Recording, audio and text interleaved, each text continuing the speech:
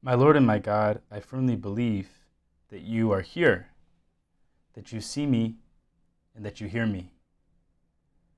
I adore you with profound reverence.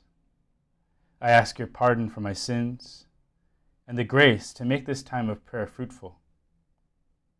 My Immaculate Mother, Saint Joseph, my Father and Lord, my guardian angel, intercede for me. There is a film director named Terrence Malick who has a very peculiar style, and I think for a lot of people his movies, you either love them or you hate them.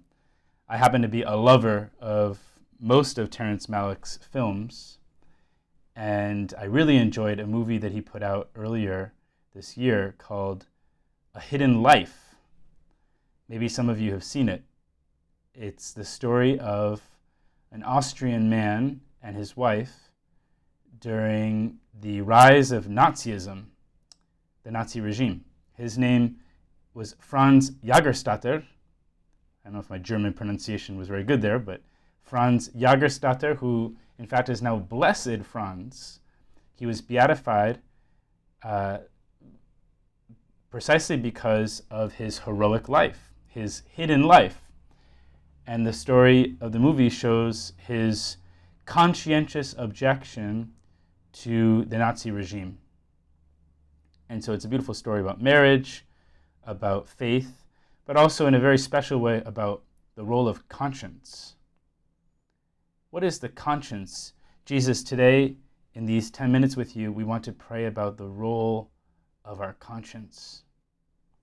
And it's interesting how conscience has been described in popular culture. Of course, in A Hidden Life, Terrence Malick is trying to glorify, in a good way, this figure, Blessed Franz, for his having followed his conscience, even when society was telling him otherwise.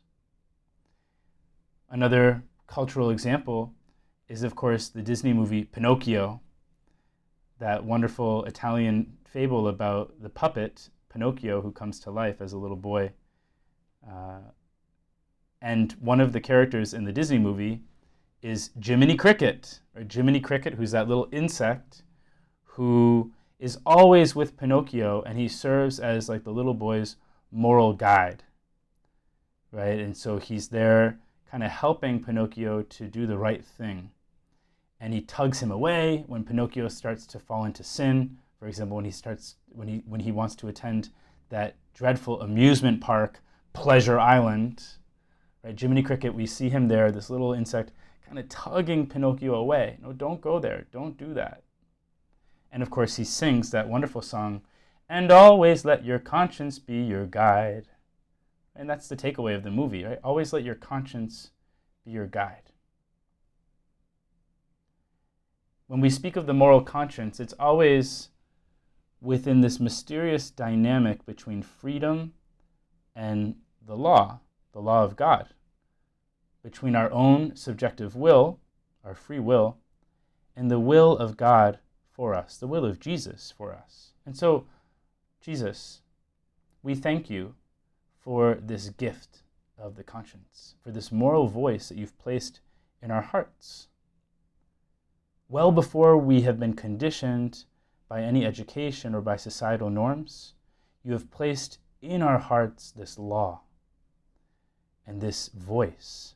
It's what St. John Henry Newman, beautifully described as the aboriginal vicar of Christ.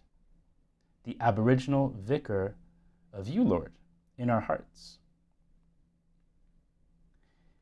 Today is the memorial of the Passion of John the Baptist. Right? We're presented with this figure of John.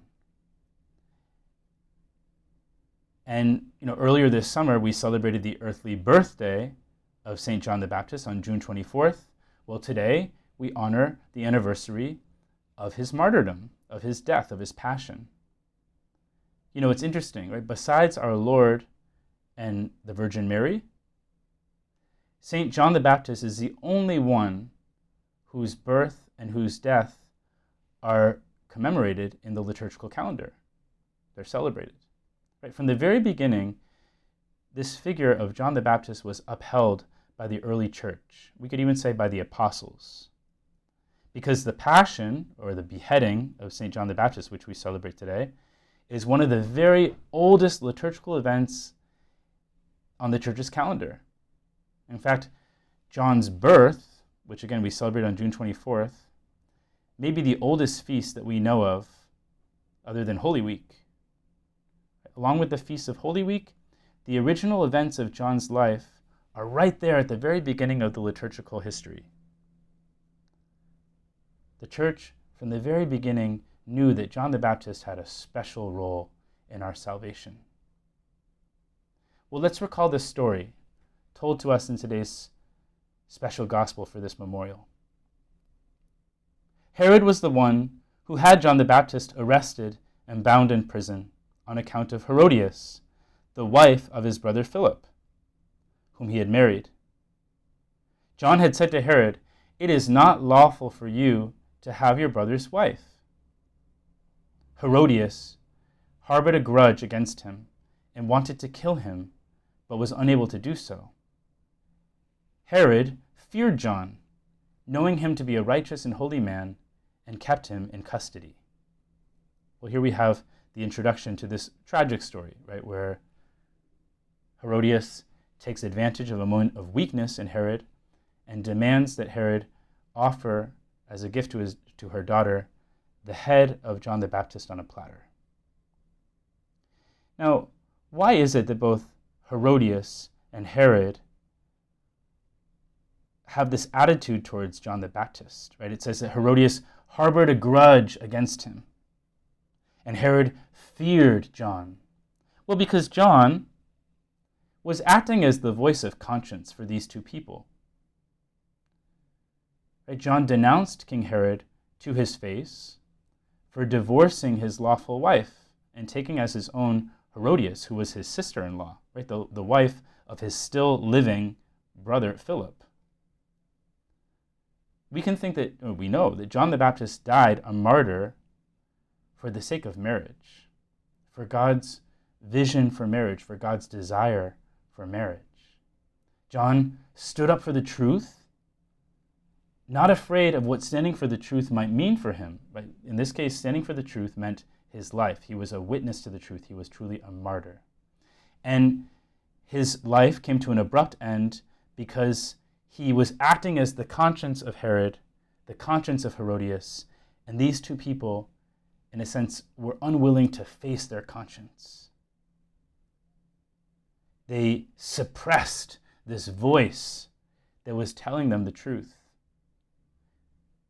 In a way, it's like in the case of Pinocchio. When Pinocchio goes to Pleasure Island, he disregards Jiminy Cricket. In fact, I think in the movie he kind of leaves Jiminy Cricket in the dust, but he abandons his conscience. But here we have something that's almost worse. Right? Herodias especially is a very tragic figure. Right? This woman who, we have to remember, is not a monster. Right? Sometimes we think of Herodias as this sort of evil, mythical creature who is almost inhuman, right? She asks for the head of someone. But Herodias was a human being, right? She was a person who heard John the Baptist but did not want to accept him, right? And so she harbors this grudge against the truth. She harbors this grudge against the reality that she's living, right? And so she suppresses her conscience. She suppresses John the Baptist. Apparently, St. Jerome wrote that Herodias' rage was not satiated by the grisly head of her tormentor on a platter, but that she rapidly stabbed the tongue which had indicted her even after it was silenced. Right? That's a very gross image. But it says something, right? That Herodias' conscience was not appeased by removing John the Baptist from the scene, by taking him out. We can imagine that Herodias was haunted by her conscience to her very death.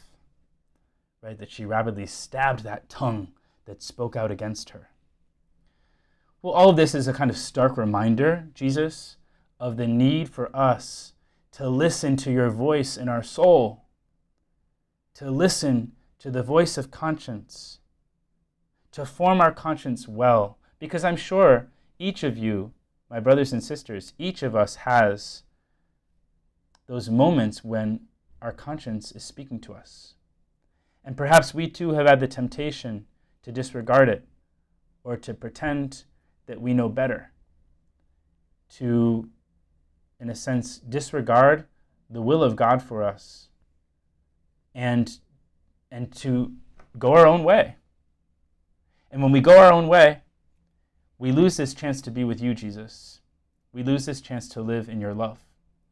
And so help us, Lord, to form our conscience well, to not suppress it, to look for opportunities to form our conscience better by studying the law of God, by studying the moral teachings of the church. We can finish by turning to Our Lady, Mother Mary. You were like the opposite of Herodias because you were always so attentive to the will of God. We too want our conscience to be refined so we know always what it is that Jesus is asking of us. I thank you, my God, for the good resolutions, affections, and inspirations that you have communicated to me in this meditation. I ask your help in putting them into effect. My Immaculate Mother, Saint Joseph, my Father and Lord, my guardian angel, intercede for me.